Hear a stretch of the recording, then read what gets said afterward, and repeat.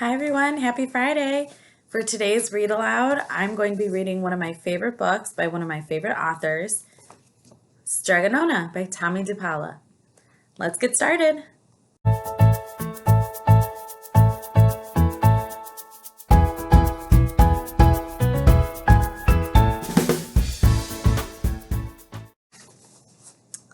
All right, so we're going to be reading Strega Nona by Tomie de Paola. She's a very, very interesting lady.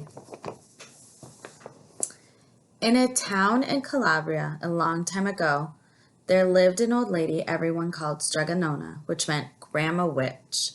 Although all the people in town talked about her in whispers, they all went to see her if they had troubles.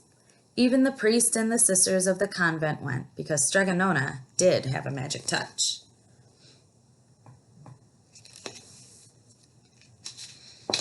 So they don't live in America. They live in Europe, in Italy. She could cure a headache with oil and water and a hairpin. She made special potions for the girls who wanted husbands, and she was very good at getting rid of warts. But Strega Nona was getting old, and she needed someone to help her keep her little house and garden, so she put up a sign in the town square. See all the people she's helping?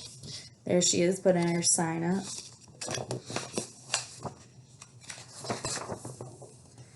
And Big Anthony, who didn't pay attention, went to see her.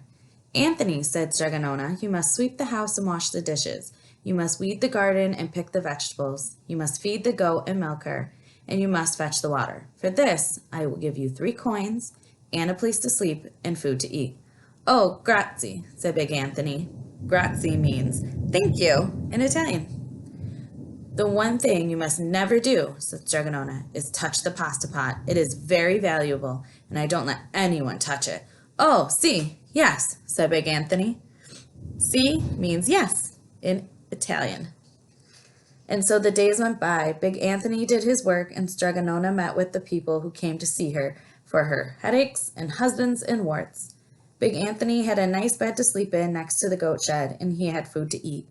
One evening, when Big Anthony was milking the goat, he heard Strega Nona singing. Peeking in the window, he saw Strega Nona standing over the pasta pot.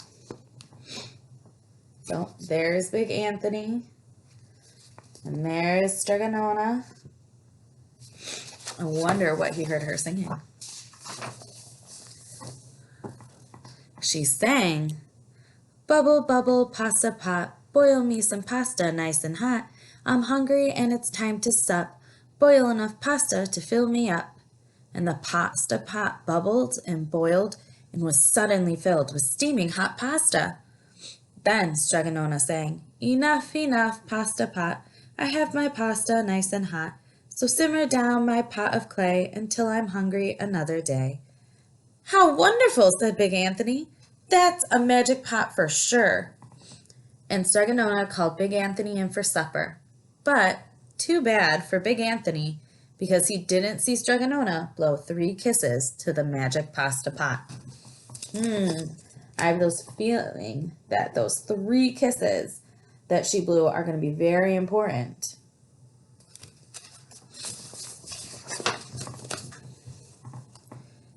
And this is what happened. The next day, when Big Anthony went to the town square to fetch the water, he told everyone about the pasta pot. And naturally, everyone laughed at him because it sounded so silly, a pot that cooked all by itself. "You'd better go and confess to the priest, Big Anthony," they said. Such a lie. And Big Anthony was angry, and that wasn't a very good thing to be. "I'll show them," he said to himself. "Someday I will get the pasta pot and make it cook, and then they'll be sorry." The day came sooner than even Big Anthony would have thought, because 2 days later Strega Nona said to Big Anthony, "Anthony, I must go over the mountain to the next town to see my friend Strega Amelia. Sweep the house and weed the garden. Feed the goat and milk her, and for your lunch there are some bread and cheese in the cupboard. And remember, don't touch the pasta pot." "Oh, yes, yes, Strega Nona," said Big Anthony. But inside he was thinking, "My chance has come." Do you think this is going to go over well for him? Probably not. If he was told not to touch something and he's about to touch it, probably means something bad's going to happen. As soon as Strega Nona was out of sight, Big Anthony went inside, pulled the pasta pot off the shelf, and put it on the floor. Now let's see if I can remember the words, said Big Anthony. And Big Anthony sang, "Bubble, bubble, pasta pot, boil me some pasta nice and hot. I'm hungry and it's time to sup. Boil enough pasta to fill me up." And sure enough, the pot bubbled and boiled and began to fill up with pasta. "Aha!" said Big Anthony, and he ran to the town square, jumped on the fountain, and shouted, "Everyone get forks and plates and platters and bowls. Pasta for all at Strega Nona's house. Big Anthony has made the magic pasta pot work." Of course, everyone laughed, but ran home to get forks and plates and platters and bowls. And sure enough, when they got to Strega Nona's, the pasta pot was so full, it was beginning to overflow. So as soon as they got to her house, look, it's starting to come out of the pasta pot. Is that going to be good? Probably not. Big Anthony was a hero. He scooped out pasta and filled the plates and platters and bowls. There was more than enough for all the townspeople, including the priests and the sisters from the convent. And some people came back for 2 and 3 helpings, but the pot was never empty. I wonder why it never stopped. When all had had their fill, Big Anthony sang, "Enough, enough, pasta pot. I have my pasta nice and hot, so simmer down, my pot of clay, until I'm hungry another day." But alas, he did not blow the 3 kisses. He went outside, and to the applause of the crowd, Big Anthony took a bow. He was so busy listening to the compliments from everyone that he didn't notice the pasta pot was still bubbling and boiling, until a sister from the convent said, "Oh, Big Anthony, look!" And pasta was pouring out of the pot all over the floor of Strega Nona's house and was coming out the door. Do you see it there? It's starting to come out of the house. That's not going to be good. So let's see. He sang the song to make it stop, but didn't blow those 3 kisses like Strega Nona. So apparently he missed a step, a very important step. Big Anthony rushed in and shouted the magic words again, but the pot kept bubbling. He took the pot off the floor, but pasta kept on pouring from it. Big Anthony grabbed a cover and put it on the pot and sat on it. But the pasta raised the cover, and Big Anthony as well, and spilled on the floor of Strega Nona's house. Look at all that pasta. What is he going to do? And it's all coming out of that big pasta pot. "Stop!" yelled Big Anthony. But the pasta did not stop. And if someone hadn't grabbed poor Big Anthony, the pasta would have covered him up. The pasta had all but filled the little house. Out of the windows and through the doors came the pasta, and the pot kept right on bubbling. The townspeople began to worry. "Do something, Big Anthony," they shouted. Big Anthony sang the magic song again, but without the 3 kisses, it did no good. By this time, the pasta was on its way down the road, and all the people were running to keep ahead of it. Look at all that pasta. What are they going to do, especially if it's headed down the road? Do you think it's headed towards town? "We must protect our town from the pasta," shouted the mayor. "Get mattresses, tables, doors, anything to make a barricade."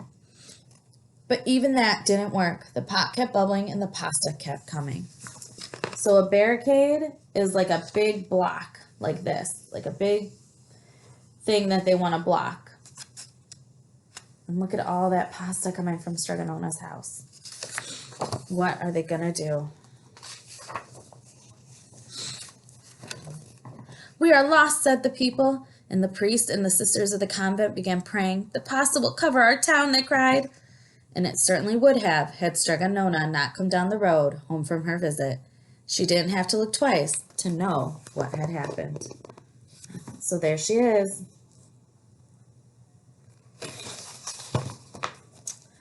I'm sure she's going to help, right? Of course.